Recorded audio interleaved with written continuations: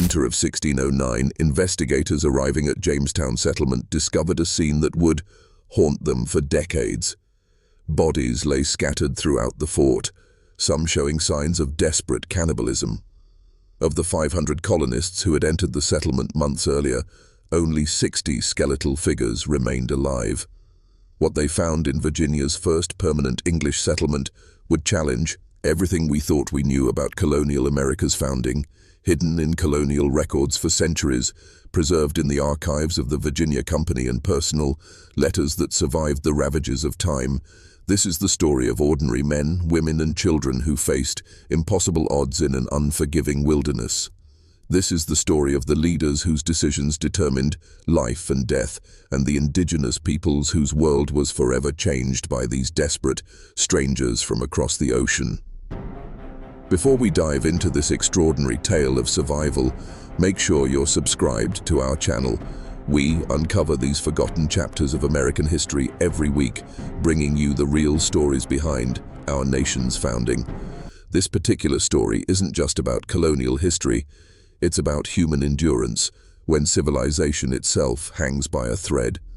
Only for those ready to learn what really happened when 104 English colonists landed on the shores of the Chesapeake Bay in 1607, carrying dreams of gold and glory, but finding instead a test of survival that would push the limits of human endurance and reshape the destiny of two worlds forever.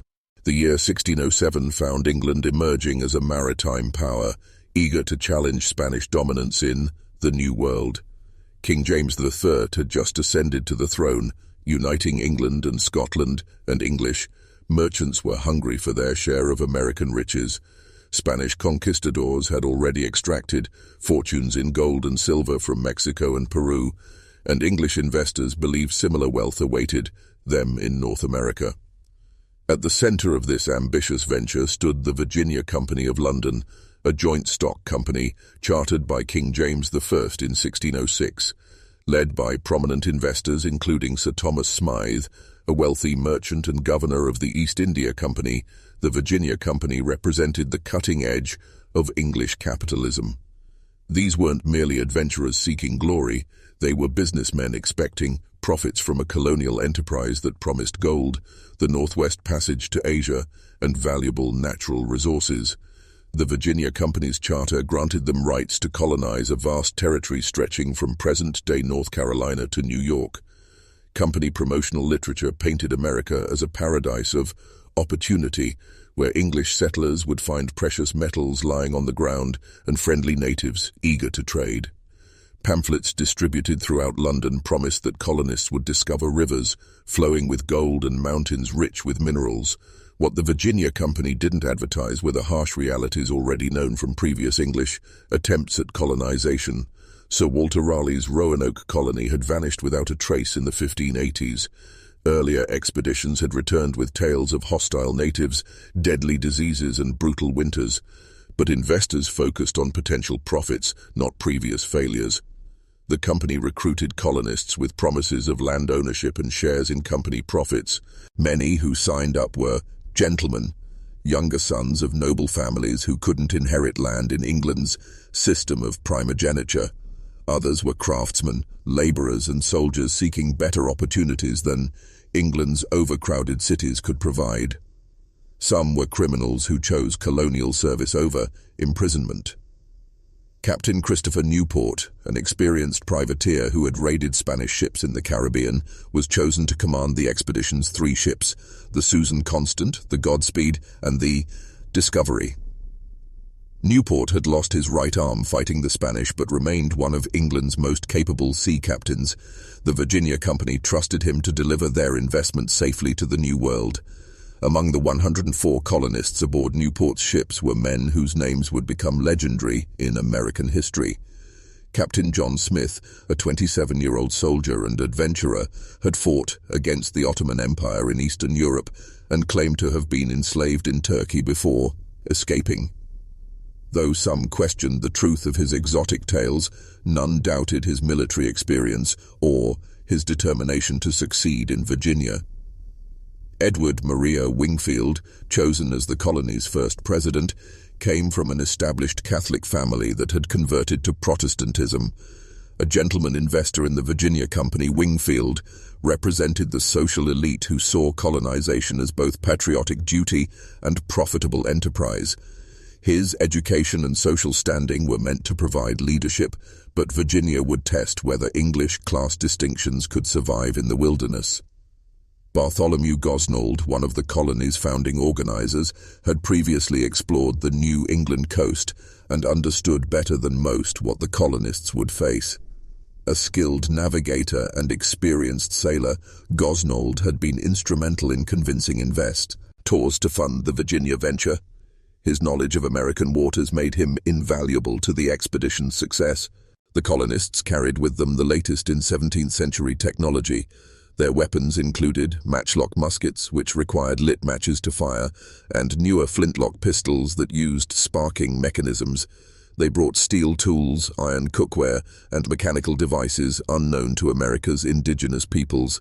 Glass beads, copper kettles, and metal knives were intended as trade goods that would, they hoped, secure native cooperation.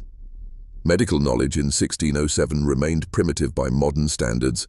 Colonial physicians still believed in the medieval theory of the four humours, treating illness by balancing blood, phlegm, yellow bile, and black bile in the patient's body.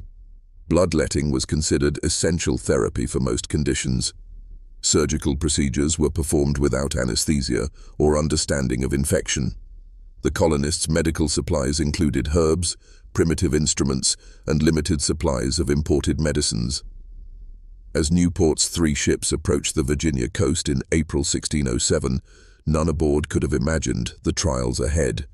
They expected to establish a profitable trading post that would grow into a prosperous English city. Instead, they were about to begin one of the most desperate struggles for survival in American history, a 17-year ordeal that would test every assumption about English superiority, colonial planning, and human endurance in an unforgiving new world. On April 26, 1607, after 4 months at sea, Captain Newport's 3 ships entered Chesapeake Bay. The colonists' first sight of Virginia seemed to confirm company promotional literature. Dense forests stretched to the horizon, broken by wide rivers that promised easy transportation into the interior. The climate felt pleasantly warm after England's damp cold, and the land appeared fertile and inviting. The colonists' first major decision would prove nearly fatal. Company instructions directed them to establish their settlement 50 to 100 miles inland, beyond the reach of Spanish naval attacks. Following these orders, they sailed up the river they named the James, after their king, searching for a defensible location that met the Virginia Company's strategic requirements. On May 13, 1607, the colonists selected a site that appeared ideal for their purposes. The location offered deep water access for ships, a narrow neck of land that could be easily fortified, and proximity to what they hoped would be gold deposits. What they didn't recognize was that they had chosen a marshy peninsula that would become a death trap during Virginia's brutal summers.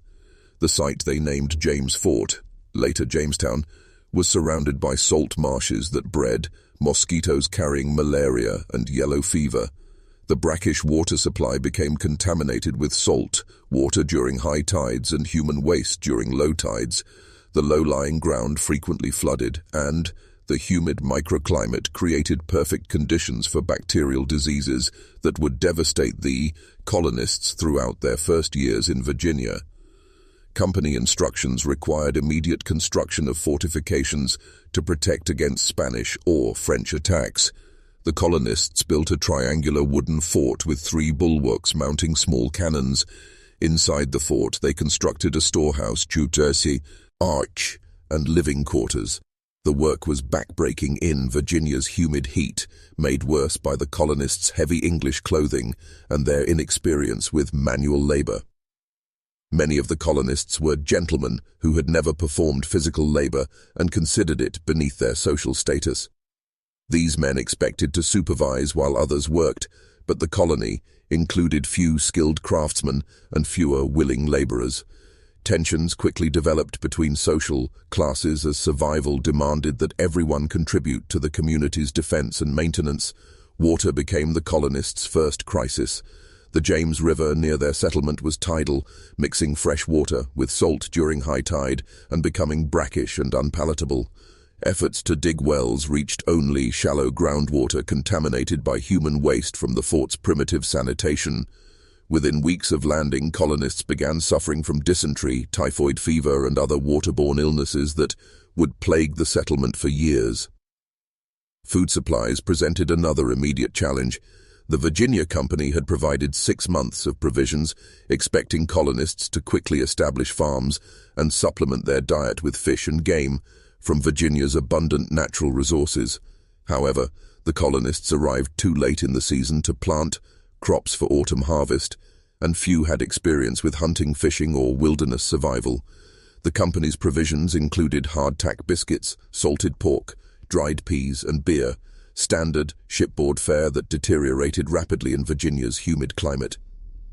Within weeks, weevils infested the grain supplies, salt pork became rancid, and beer barrels developed leaks. Colonists who had expected to dine on fresh game and Indian corn found themselves rationing spoiled provisions that barely sustained life. The colony's medical care remained primitive even by 17th century standards. They had no trained physician, only men with basic knowledge of herbal remedies and bloodletting. Medicines spoiled in the humid heat, and there was no understanding of how diseases spread or how to prevent them. Sick colonists lay in stuffy, overcrowded quarters where diseases spread rapidly among weakened populations. Captain John Smith, despite being just one of 7 council members, began emerging as the colony's most effective leader during these early crises. Smith's military experience in Eastern Europe had taught him lessons about survival and discipline that proved invaluable in Virginia. While other leaders debated policy, Smith organized work details, enforced sanitation rules, and personally led expeditions to find food. Smith's leadership methods were often harsh and uncompromising. He instituted martial law within the fort, requiring every colonist to work regardless of social status. His famous declaration that "he who does not work does not eat" challenged English class assumptions but proved essential for colonial survival. Smith's military discipline saved lives, but it also created enemies among gentlemen who resented taking orders from someone they considered their social inferior. The colony's relationship with local indigenous peoples began with cautious optimism but quickly deteriorated into mutual suspicion and occasional violence. The Powhatan Confederacy, led by Chief Wahun Senekau, known to the English as Chief Powhatan, controlled most of eastern Virginia through a complex network of tributary tribes totaling perhaps 15,000 people. The English expected indigenous peoples to acknowledge English sovereignty and provide regular supplies of corn as tribute to their new overlords. They interpreted native hospitality as submission and assume that their superior technology gave them authority over all they encountered. These assumptions conflicted with Powhatan political structures that emphasized reciprocal relationships and mutual respect between autonomous communities. By winter 1607, the colony teetered on the edge of complete collapse. Disease had killed nearly half the original colonists, food supplies were nearly exhausted, and relations with local tribes had become increasingly tense. The survivors huddled in their inadequate shelters, burning furniture and wooden structures for warmth, and wondering if supply ships from England would ever arrive. Captain Newport returned from England in January 1608 with supplies and additional colonists, finding a settlement that bore little resemblance to the profitable trading post the Virginia Company had envisioned. Of the original 104 colonists, only 38 remained alive. The others had succumbed to disease, starvation, and the harsh realities of colonial life in an environment that challenged every assumption about English superiority and New World opportunities. The arrival of Newport's supply ship prevented immediate starvation, but it also brought new challenges. The fresh colonists carried different diseases that spread among survivors whose immune systems had been weakened by months of malnutrition and illness. More critically, the new arrivals consumed precious supplies without contributing immediately to the colony's productivity or defense. This pattern of crisis and temporary relief would define Jamestown's first decade. Each supply ship brought enough provisions to prevent immediate starvation, but never enough to establish long-term security. Each group of new colonists brought additional mouths to feed and new diseases to spread. The colony lurched from one emergency to the next, surviving through determination, luck, and the desperate efforts of leaders who understood that failure meant death for everyone under their command.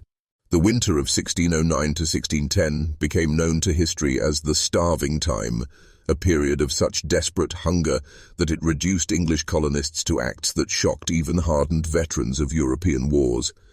What began as a supply shortage became a horror story that challenged fundamental assumptions about civilization and human nature under extreme duress. The crisis began in August 1609 when a hurricane scattered a supply fleet bound for Jamestown. The flagship sea venture, carrying new colonial governor Sir Thomas Gates and additional supplies, was wrecked on Bermuda. Other ships in the fleet either turned back to England or arrived at Jamestown with damaged supplies and reduced provisions. The colonists, expecting a large resupply mission, found themselves facing winter with inadequate food stores. Making matters worse, the colonial population had swollen to nearly 500 people by autumn 1609, the largest number Jamestown had yet attempted to sustain. Previous supply missions had brought not only provisions but additional colonists who consumed resources faster than the settlement could produce them. The mathematics of survival had become impossible. Too many people, too little food, and too few productive resources to bridge the gap until spring planting. Captain John Smith, whose leadership had held the colony together through previous crises, suffered a severe gunpowder explosion that forced his return to England in October 1609. Smith's departure removed the one leader who had consistently enforced work discipline and maintained trading relationships with local indigenous communities. Without his iron-fisted management, the colony began disintegrating into competing factions that hoarded resources and abandoned collective survival strategies. The new colonial leadership, led by Council President George Percy, lacked Smith's military experience and ruthless pragmatism. Percy, a younger son of the Earl of Northumberland, had been raised in aristocratic luxury and found it difficult to adapt his management style to desperate circumstances. Where Smith had enforced martial law and compelled every colonist to work, Percy attempted to govern through consensus and social deference that proved inadequate to crisis conditions. By November 1609, the colony's food supplies had been reduced to emergency rations. Percy's records indicate that daily provisions had been cut to a half pint of grain per person, supplemented occasionally with fish or game when available. This represented perhaps 400–500 calories daily, far below what was needed to sustain adult humans through winter labor and cold weather. Colonists began showing signs of severe malnutrition within weeks. The colonists' desperation led them to consume everything remotely edible within the fort's confines. Percy's account describes how they ate horses, dogs, cats, rats, and mice. They boiled leather from shoes and belts to extract whatever nutrition they could. They consumed roots, bark, and other plant materials that provided bulk but little nutritional value. Even these desperate measures couldn't sustain 500 people through a Virginia winter. As hunger reached starvation levels, colonists began venturing outside the fort despite the danger of attack by indigenous warriors who had grown hostile to English presence. Some colonists attempted to flee to indigenous communities, hoping to find food or at least a quicker death than slow starvation. Most who left the fort were never seen again, either killed by Powhatan warriors or dead from exposure and starvation in the Virginia wilderness. The Powhatan Confederacy, led by Chief Powhatan, had decided by late 1609 that the English colonists represented a permanent threat to indigenous sovereignty and must be eliminated. Powhatan warriors began a systematic siege of Jamestown, killing any colonist who ventured outside the fort and preventing hunting, fishing, or foraging that might have supplemented their dwindling food supplies. The siege transformed the fort into a prison where colonists waited to starve. Percy's written account, preserved in colonial records, describes the gradual breakdown of social order as starvation took hold. Colonists became too weak to perform basic maintenance tasks. They burned furniture, books, and wooden structures for warmth, gradually dismantling their own shelters.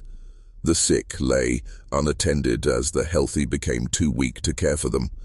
The distinction between living and dead became increasingly meaningless as both groups lay motionless in the fort's quarters. By January 1610, colonists had begun consuming human flesh. Percy's records, corroborated by other surviving accounts, document cases of cannibalism that included both consumption of colonists, who died naturally, and, in at least some cases, murder for the purpose of obtaining food. One colonist named Hugh Prize was executed for killing, salting, and eating his wife. Archaeological evidence discovered in recent decades has confirmed the historical accounts of cannibalism during the starving time. The cannibalism was not systematic or organized, but rather desperate acts by individuals whose starvation had reached the point where survival instinct overcame social taboos. Percy's account describes how some colonists attempted to hide their consumption of human flesh, while others were too weak to care about concealment. The distinction between moral and immoral behavior became irrelevant when the alternative was death. Archaeological excavations at Jamestown conducted in the early 21st century have provided physical evidence supporting historical accounts of the starving time. Researchers discovered human bones showing cut marks consistent with butchering for consumption. The remains of a 14-year-old girl nicknamed Jane by archaeologists show evidence of careful removal of flesh from her skull and leg bones. The cut marks suggest desperate attempts to extract every possible calorie from human remains. The psychological impact of cannibalism extended beyond its immediate survival value. Colonists who survived the starving time carried lifelong trauma from their experiences. Later accounts describe survivors who could never again eat meat without remembering the taste of human flesh. Some became religious fanatics, convinced they had committed unforgivable sins. Others suffered what modern psychology would recognize as post-traumatic stress disorder, unable to function normally in civilized society. Women and children suffered disproportionately during the starving time. Colonial society prioritized feeding adult men who could perform labor and military service, leaving women and children with smaller food rations. Pregnancy and childbirth during starvation conditions proved almost universally fatal. Children with higher metabolic needs relative to body weight died faster than adults. By spring 1610, almost no children remained alive in Jamestown. The decision to abandon Jamestown represented more than colonial failure. It meant acknowledging that English civilization could not survive in the New World environment. The colonists who had endured the starving time carried with them knowledge of what Europeans were capable of when reduced to the most primitive survival conditions. Their experience challenged assumptions about English cultural superiority and raised disturbing questions about the thin veneer separating civilization from savagery. The story of Jamestown cannot be understood without examining the perspective of the Powhatan Confederacy, the sophisticated indigenous political alliance that controlled the Chesapeake region when English colonists arrived. Chief Wahunsenakauf, known to the English as Chief Powhatan, ruled over approximately 30 tributary tribes totaling perhaps 15,000 people across an area covering much of present-day Virginia. The Powhatan Confederacy represented one of the most complex indigenous political structures in North America. Chief Powhatan had spent decades expanding his authority through military conquest, diplomatic marriage, and strategic alliances. His domain stretched from the fall line of Virginia's rivers to the Chesapeake Bay, encompassing diverse communities that paid tribute in corn, furs, and military service while maintaining their local autonomy under appointed leaders. When English ships first appeared in Chesapeake Bay, Powhatan leaders initially viewed them through the lens of existing indigenous political relationships. Small groups of foreigners had appeared before, perhaps survivors from earlier European expeditions, and had been either incorporated into indigenous communities or eliminated as threats. The English colonists seemed to fit familiar patterns of refugees seeking protection and resources from established powers. Early interactions between Powhatan communities and English colonists followed indigenous diplomatic protocols. Native leaders offered ceremonial gifts, provided food supplies, and attempted to incorporate the newcomers into existing tribute relationships. They expected the English to acknowledge Powhatan sovereignty and provide valuable metal goods in exchange for protection and resources. These assumptions would prove catastrophically incorrect. The English colonists' behavior violated every expectation of open diplomatic conduct from a Powhatan perspective.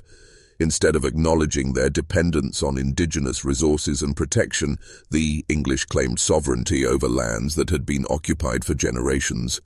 They demanded tribute from communities that considered themselves autonomous allies, not subordinate subjects. They built fortifications that suggested permanent occupation rather than temporary residence. Most disturbing to Powhatan leaders was the English colonists' attitude toward land ownership. Indigenous communities throughout the Chesapeake region practiced a complex system of seasonal land use that allowed multiple communities to exploit the same territories at different times of year. Fishing, grounds, hunting territories, and agricultural fields were shared according to traditional agreements that prevented resource conflicts. The English concept of private property was incomprehensible and threatening to indigenous peoples who had developed sustainable resource management systems over centuries. When English colonists claimed exclusive ownership of areas they had neither improved nor used, they disrupted carefully balanced relationships between indigenous communities. The English assumption that unused land was available for appropriation ignored indigenous fallowing practices that maintained soil fertility and supported wildlife populations. Chief Powhatan's initial strategy toward the English colonists was to incorporate them into his existing tribute system while limiting their territorial expansion. He provided corn supplies that kept the colonists alive during their first winters, expecting reciprocal gifts of metal tools, weapons, and other European goods that would enhance his power relative to rival indigenous leaders. This relationship might have continued indefinitely if the English had accepted subordinate status within the Powhatan political system.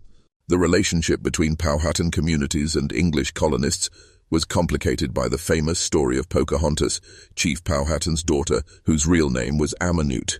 According to John Smith's account, Pocahontas saved his life when her father was about to execute him in 1607. Modern historians question whether this dramatic rescue actually occurred, or whether Smith misunderstood a ceremonial adoption ritual that incorporated him into the Powhatan community. The English colonists' expanding population and territorial claims convinced Chief Powhatan that accommodation was impossible. By 1609, he recognized that the English intended permanent occupation of Powhatan territory and would continue demanding resources until indigenous communities were impoverished or destroyed.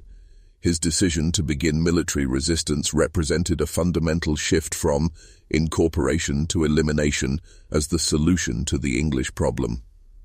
The Powhatan siege of Jamestown during the winter of 1609 to 1610 was strategically sophisticated and nearly successful.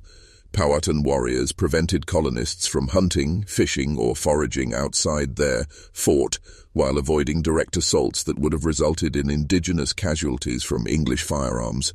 The siege forced the colonists to consume their stored supplies without replacement, creating conditions that led to the starving time and nearly eliminated the English presence in Virginia.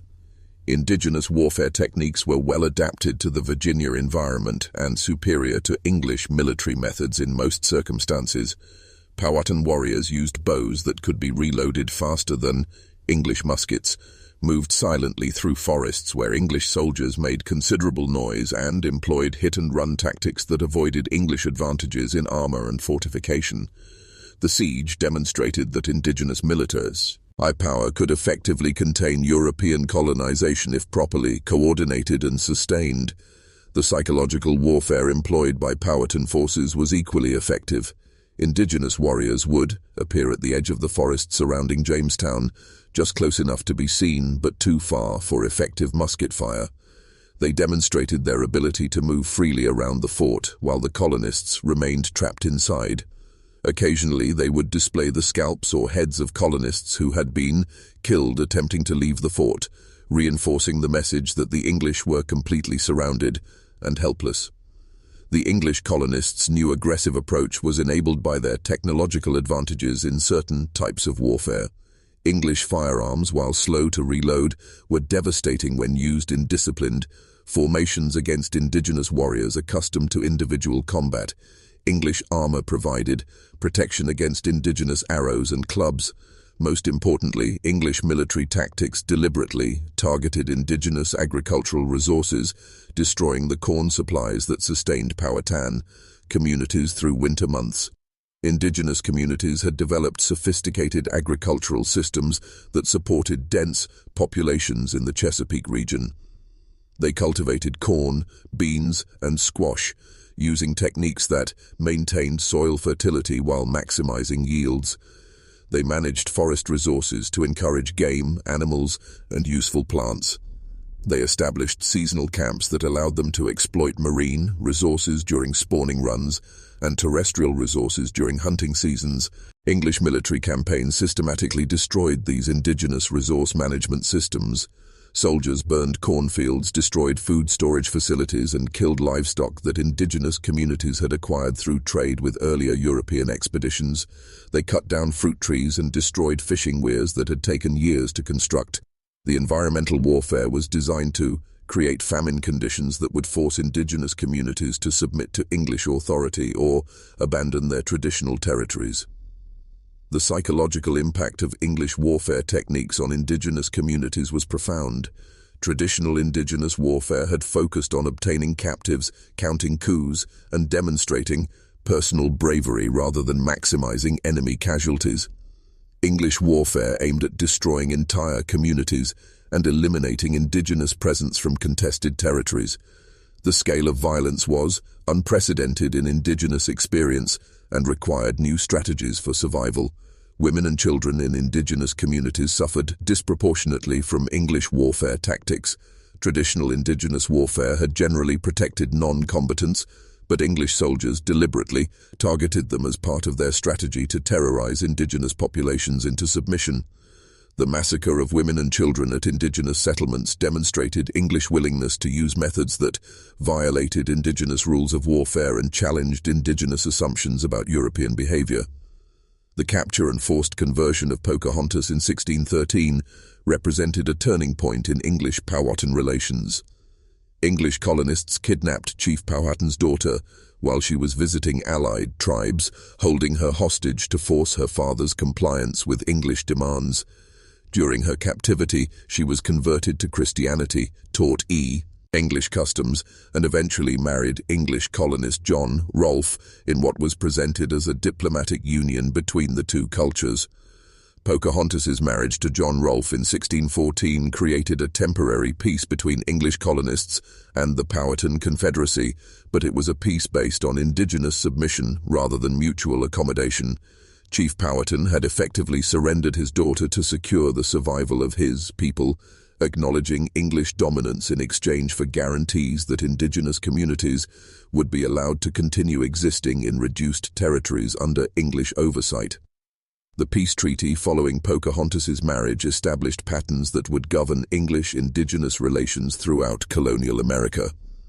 Indigenous peoples were required to acknowledge English sovereignty, pay tribute in corn and other resources, and provide military assistance against England's enemies.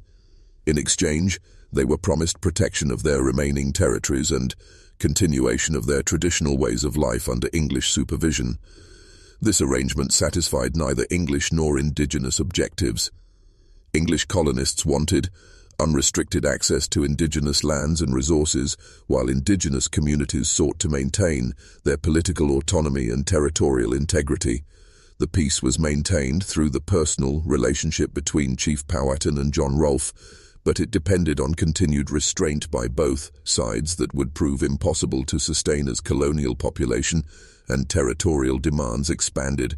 The survival of Jamestown and the transformation of Virginia from a failed colonial experiment into England's most profitable American possession depended on a single plant that would reshape the colony's economy, society, and relationship with both England and indigenous peoples.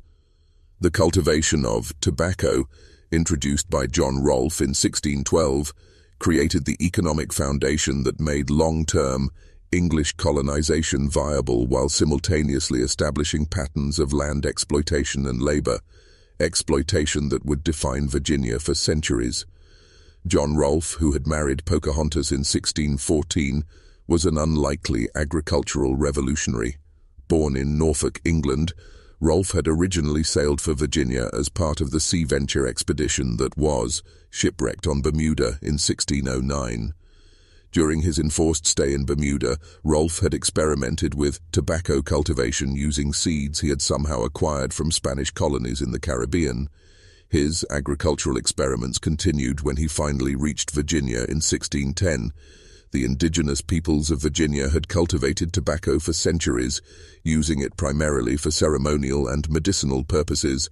However, the native Virginia tobacco variety, Nicotiana rustica, was harsh and bitter compared to the Spanish tobacco varieties grown in the Caribbean and South America. Spanish colonists had developed Nicotiana tabacum, a milder variety that had become enormously popular in Europe despite initial opposition from religious and medical authorities who considered tobacco consumption sinful and unhealthy. Rolfe's crucial innovation was introducing Caribbean tobacco seeds to Virginia soil and climate. Through careful experimentation, he developed cultivation techniques that produced tobacco with the smooth flavor European consumers preferred, while adapting the crop to Virginia's environmental conditions. His success created the first profitable export crop that could generate sufficient revenue to justify continued English investment in Virginia colonization. The economic impact of tobacco cultivation was immediate and transformative. Virginia's tobacco exports to England grew from negligible amounts in 1612 to over £60,000 by 1622. The crop provided returns on investment that finally justified the Virginia Company's enormous expenditures on colonial establishment and maintenance. More importantly, tobacco profits attracted private investment that reduced the colony's dependence on company funding and government subsidies. Tobacco cultivation required intensive labor throughout the growing season. Unlike grain crops that required concentrated labor only during planting and harvest, tobacco demanded careful attention from seed preparation in February through final curing in October. Each tobacco plant required individual care, transplanting, weeding, topping, suckering, and pest control that multiplied labor requirements far beyond what was needed for subsistence agriculture. Company recruiters throughout England and Scotland sought indentured servants with promises of eventual land ownership and prosperity in Virginia. Many recruits were young men from rural areas where agricultural changes had displaced traditional farming communities. Others were urban craftsmen seeking better opportunities than England's overcrowded cities could provide. Some were criminals who chose colonial service over imprisonment or execution. The reality of indentured servitude in tobacco-growing Virginia proved far harsher than company promotional literature suggested. Servants worked 6 days a week from sunrise to sunset in Virginia's humid heat, performing back-breaking agricultural labor under constant supervision. Masters provided minimal food, crude shelter, and basic clothing while demanding maximum productivity from servants who had no legal recourse against abuse. Mortality rates among indentured servants remained catastrophically high throughout the early tobacco period. Disease, overwork, and inadequate nutrition killed perhaps 40% of servants before they completed their terms of service. Those who survived often found themselves too poor to purchase land or establish independent farms, forcing them to continue working for wages barely sufficient for survival. The profitability of tobacco cultivation encouraged rapid territorial expansion as colonists sought fresh land for new plantations. Tobacco quickly exhausted soil fertility, requiring constant clearing of new fields as older ones became unproductive. This agricultural pattern put English colonists on a collision course with indigenous communities whose territories were needed for tobacco expansion. The Church of England's presence in Virginia was strengthened by tobacco profits that funded church, construction, and ministerial salaries. However, the dispersed settlement pattern created by tobacco plantations made regular church attendance difficult, weakening religious authority over colonial society. Many tobacco planters paid lip service to Anglican orthodoxy while living according to economic rather than religious priorities. The legal framework governing tobacco cultivation developed through colonial legislation that balanced planter interests with company and imperial objectives. Quality control regulations established standards for tobacco preparation and export to maintain Virginia tobacco's reputation in European markets. Labor laws defined the rights and obligations of indentured servants while protecting masters' property interests in bound workers. The international implications of Virginia's tobacco success extended far beyond colonial economics. Tobacco exports provided England with valuable foreign exchange that reduced dependency on continental European suppliers. The crop's profitability demonstrated that American colonies could generate substantial returns on investment, encouraging further colonial expansion and competition with Spanish and French imperial powers. By 1620, tobacco cultivation had transformed Virginia from England's most expensive colonial failure into its most profitable American possession. The economic foundation created by tobacco would sustain English colonization through future crises and provide the wealth that made Virginia a leading force in American colonial development. However, the social and environmental costs of tobacco cultivation would also create problems that would plague Virginia society for generations to come.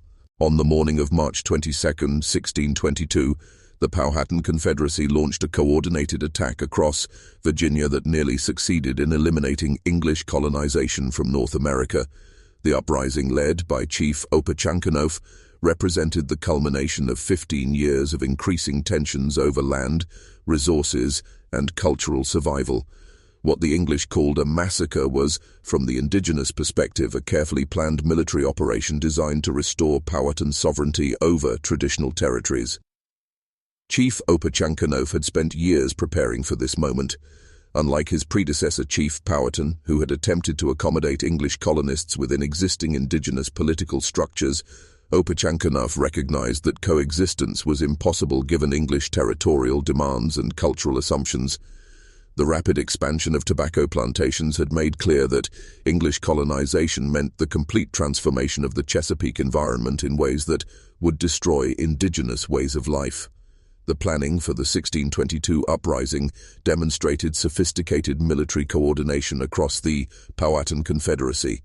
Indigenous leaders had to organize simultaneous attacks on dozens of English settlements scattered across hundreds of miles of Virginia territory.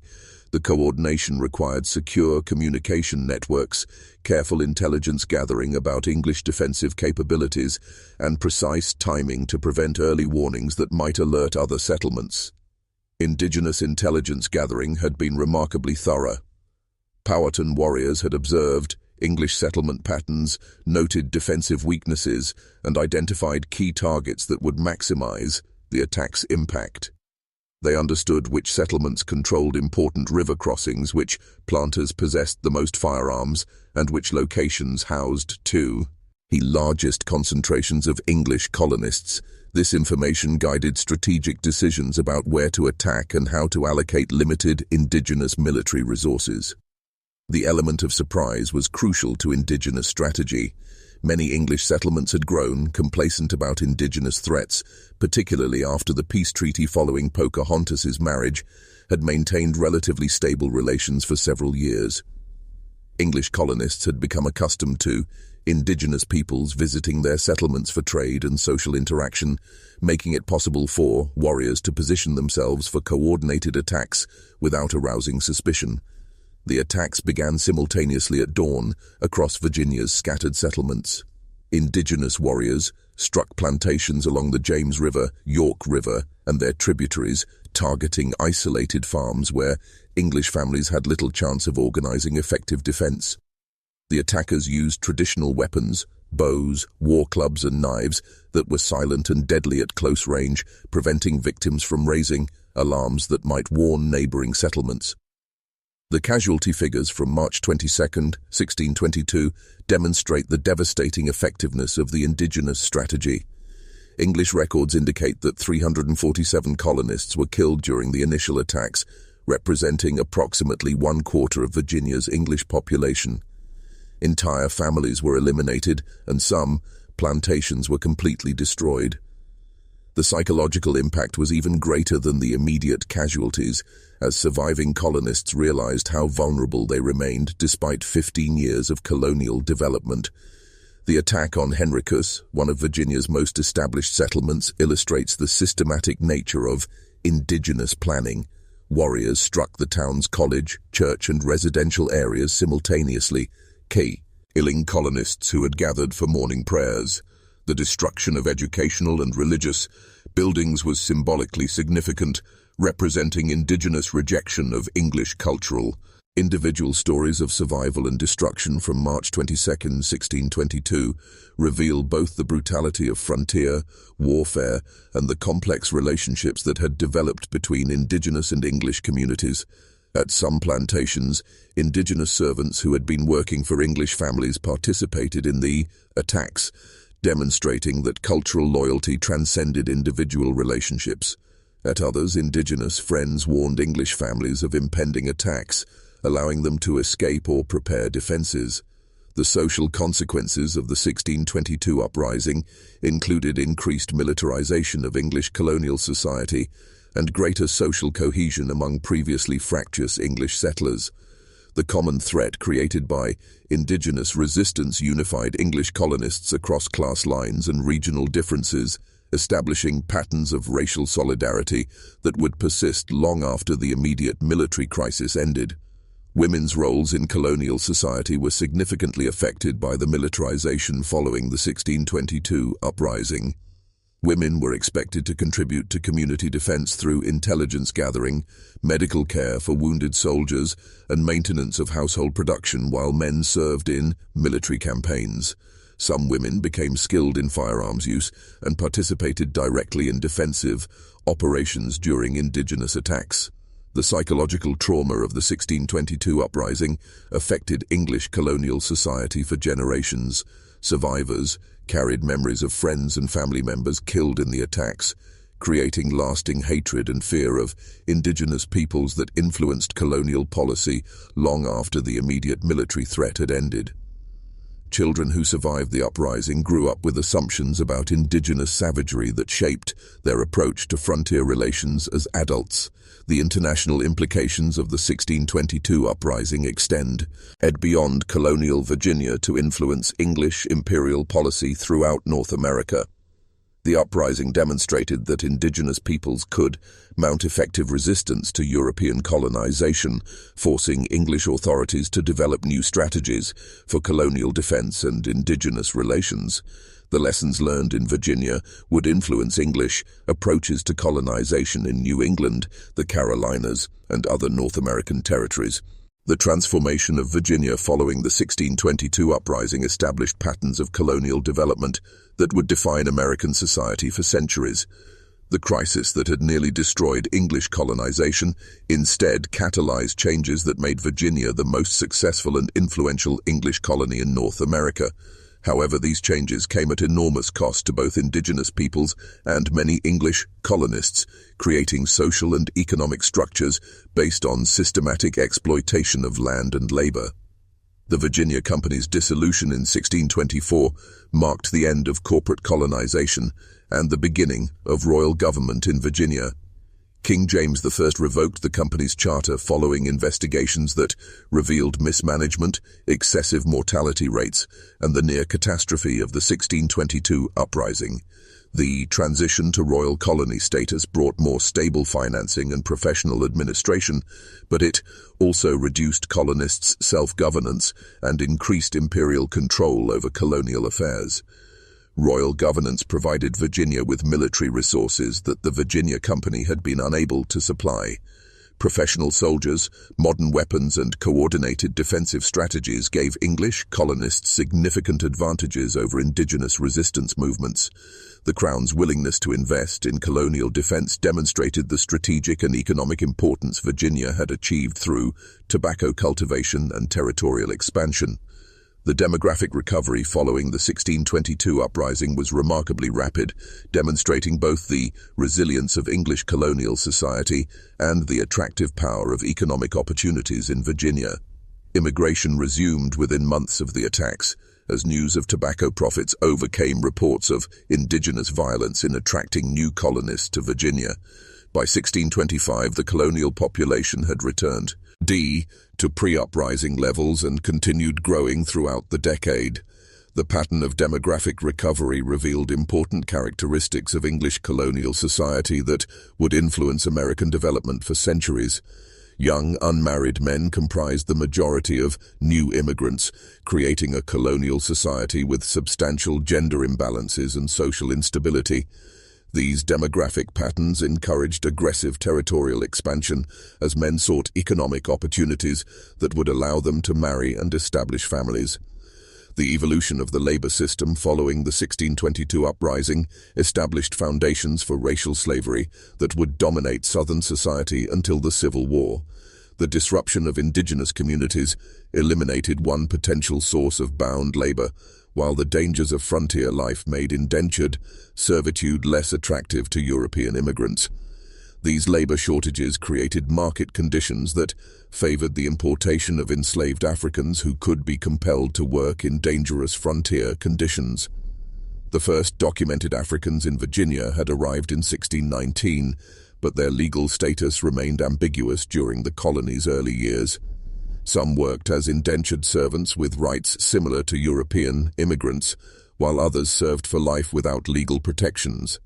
The labor demands created by tobacco cultivation and the need for workers willing or compelled to work in dangerous frontier conditions gradually pushed colonial law toward systematic racial enslavement. By the 1640s, Virginia colonial law had established clear distinctions between European and African workers that would become the foundation for American racial slavery. Africans could be enslaved for life, their children inherited slave status, and they were denied legal rights that protected European indentured servants. These legal changes presented fundamental departures from English legal traditions and created new forms of bondage specifically adapted to colonial conditions. Religious development in Virginia reflected the complex relationship between English traditions and colonial realities. The Church of England maintained official status, but the scattered settlement pattern made regular church attendance difficult.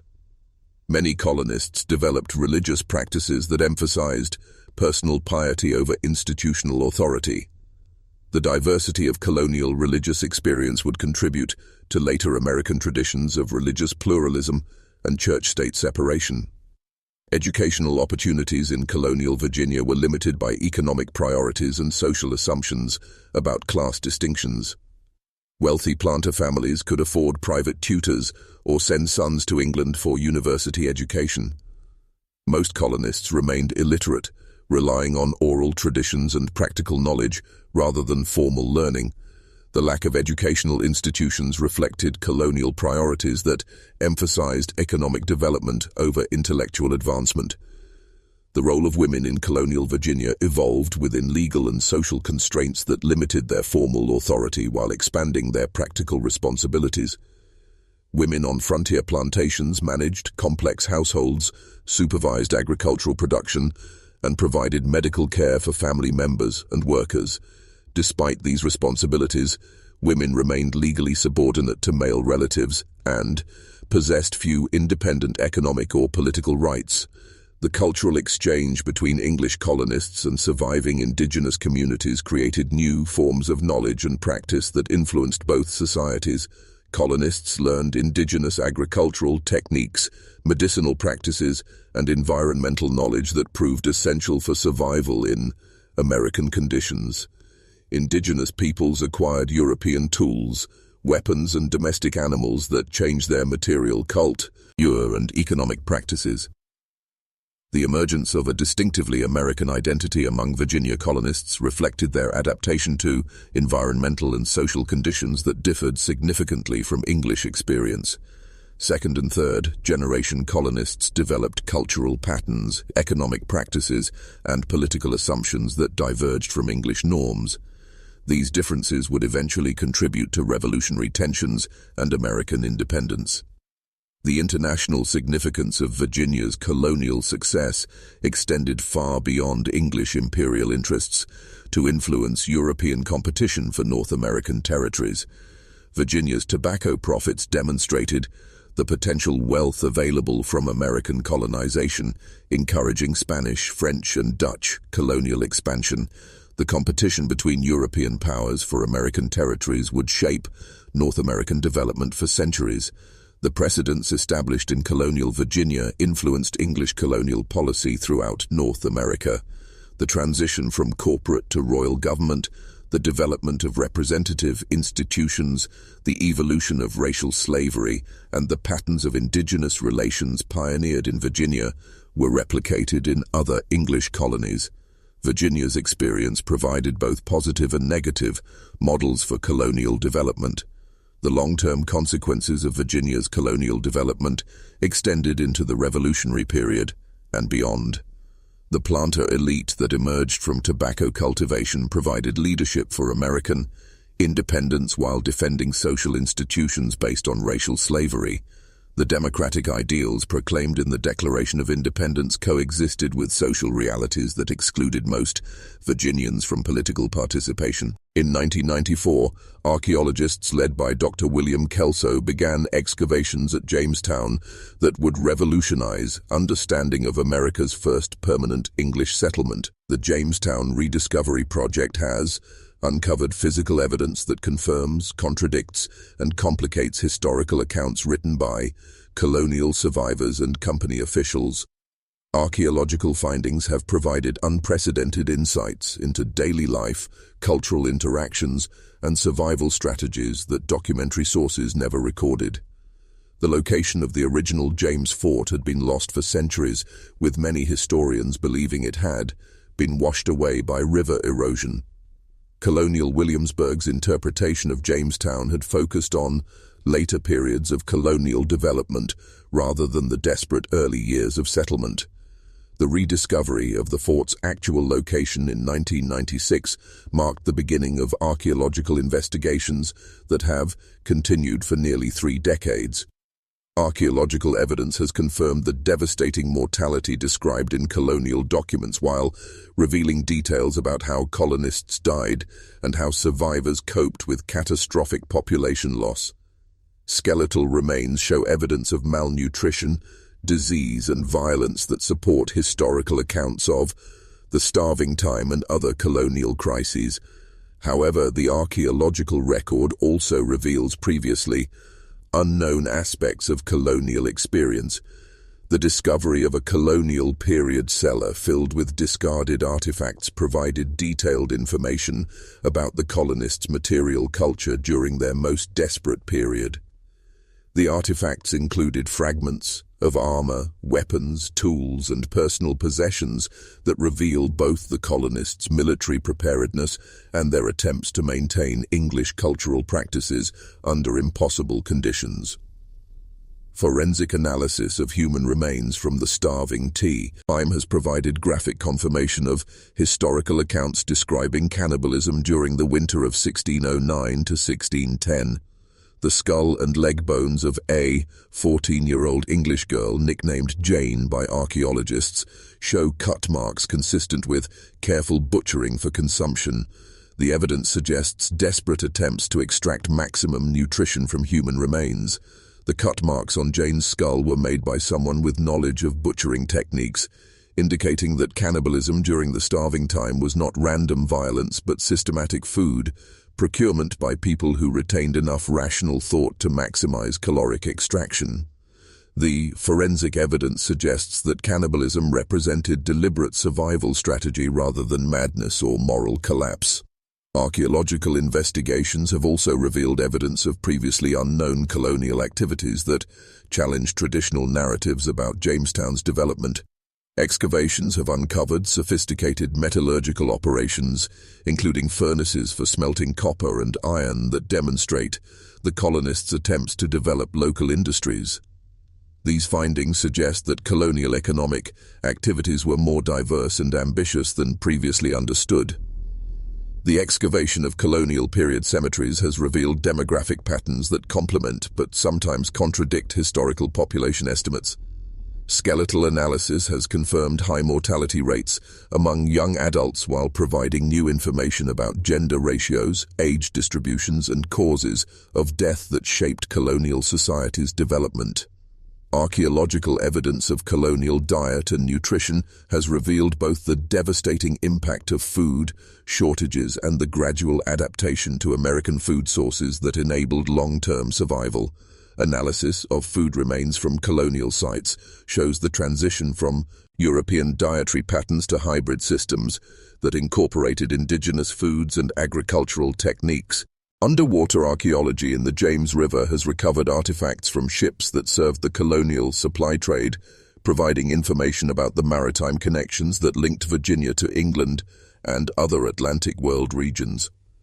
These findings reveal the complexity of colonial trade networks and the technological challenges of maintaining transatlantic commerce in the 17th century. Recent archaeological investigations have focused on sites associated with early African Americans in colonial Virginia, revealing material culture patterns that reflect both African cultural traditions and adaptation to colonial conditions. These findings provide insights into the experiences of enslaved people who comprised an increasing proportion of colonial Virginia's population but left few documentary records. The ongoing archaeological work at Jamestown continues to generate new discoveries that challenge and refine historical understanding of colonial America's founding period. Each excavation season produces artifacts and evidence that add new dimensions to the story of survival, adaptation, and cultural transformation that began when English colonists first landed in Virginia in 1607. The story of Jamestown's survival represents far more than the successful establishment of England's first permanent colony in North America.